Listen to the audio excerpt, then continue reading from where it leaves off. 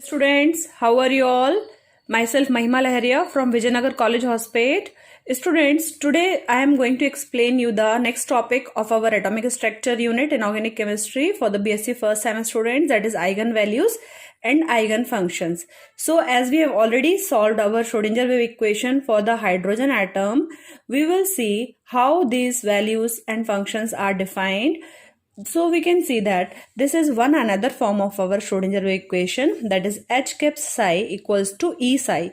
In this equation only, you can say this H caps is a Hamiltonian operator and this psi is the wave function that can be termed as our eigenfunctions. And when this operator H caps acts on a well behaved function that is having a single valued, finite and continuous. What is the condition for this psi? It should be single valued, it should be finite, and it should have the continuous values. So we will see the conditions for this wave function. So if the wave function psi follow many conditions, acceptable conditions, so this will be termed as our eigenfunctions. And if it is multiplied by a constant, so this constant is termed as our eigenvalue and the function is called as eigenfunction. So when H caps or any operator acts on a well behaved function, it generates the same function, and when multiplied by a constant, this constant is known as eigenvalues and it is known as eigenfunction. So now let us see what are the conditions this psi has to obey, or it has to be followed to a condition of the Schrodinger wave equation, to follow the conditions of the Schrodinger wave equation.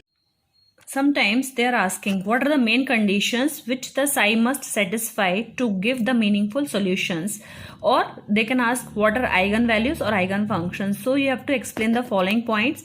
And first point, as we can say that the importance of the Schrodinger wave equation is given as follows. Psi as a wave function must obey the following condition if it is to give the meaningful results. So if we want psi to give some meaningful result, so all these points it should follow, all these conditions it should follow. First point is that it must have the single value, that is it must have only one definite value at a particular point in a space. So we can see this. If we say that electron is moving as a wave, so at one time, means as the wave function is the function of time and position, means it depends upon, so at one time it should be present at one position. So this first point is cleared. The wave function psi must be single valued, that it must have only one definite values at a particular point in the space. So second point, it must be continuous at all the points in space, that is there must not be sudden changes in the values of the psi when its variables are changed.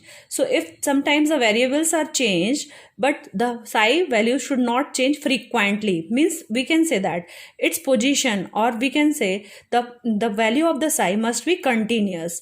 Third point, for the bound states, psi must vanish at infinity. If the system is bound, so this psi must vanish at infinity.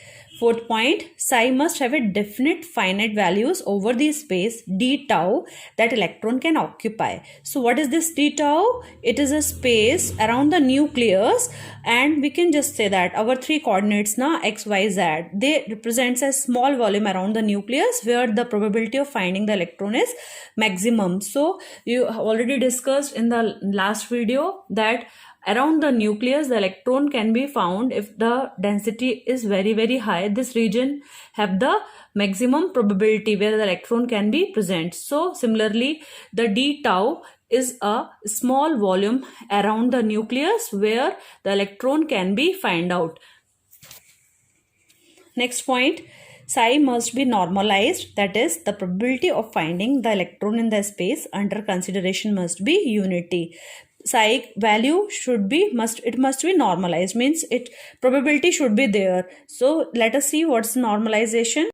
By satisfying the above condition, Schrodinger equation yields the significant solution for the certain definite values of the total energy E. These values are known as eigenvalues.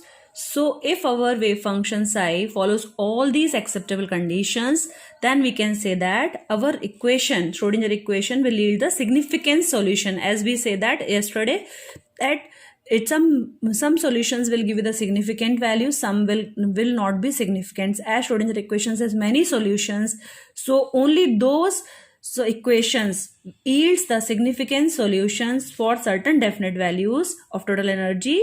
So these values are termed as eigenvalues and the functions will be termed as the eigenfunction. Let's see what are eigenvalues, eigenfunctions again. You can take the screenshot to write the notes. So, as already explained, the form of the Schrodinger equation can be written as h cap psi equals to E psi, where h caps is a mathematical operator. It is known as the Hamiltonian operator. Here, what will be the eigenvalue and what will be the eigenfunction, as already discussed. Our this psi is a eigenfunction as it is a single valued, finite and continuous, and when it is multiplied by a constant e, this e will be termed as eigenvalues. Now we can also see one other equation, a cap psi equals to E psi. So here our a caps is an operator, psi will be the eigenfunction, and E psi. So here E is the eigenvalue and it's a constant. So once again, an operator when acts on a well-behaved wave function generates the same function, but when it is multiplied by a constant, then this constant is known as our eigenvalue and the function is known as eigenfunction. Sometimes this question is asked in 1 marks and other time sometimes it may ask in the 5 mark question. So if it is asking in a 1 mark questions, this is sufficient. And so this equation is termed as eigenvalue equation. Sometimes we can also write 1, 2, 3, 4. So this is the n is in quantum number. So if we are writing in this form, we can say that psi n are the eigenfunctions and en are the eigenvalues. Friends, the eigenfunctions are said to be in the form of either orthogonal or normalized. So when we say that integration of psi square d tau is equals to 0, this condition is known as our orthogonal. And if we are saying that psi square d tau is equals to 1, this condition is known as normalized. I already explained in the 5th point. We can write this psi square as we already discussed in the significance of psi and as a psi into psi star, where this is a complex conjugate. So these two equations can also be written as integration of psi n star psi m into d tau equals to 0. So this is orthogonal condition when the value is 0.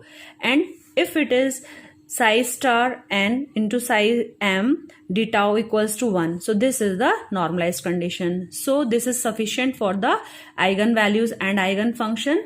So this is all for the eigenvalues, eigenfunctions, and what are the main conditions which the psi must satisfy to give the meaningful solution. You can take the screenshot and you can complete your notes of the eigenvalues and eigenfunction. Please share with your friends and do subscribe my channels. Thanks for watching my videos.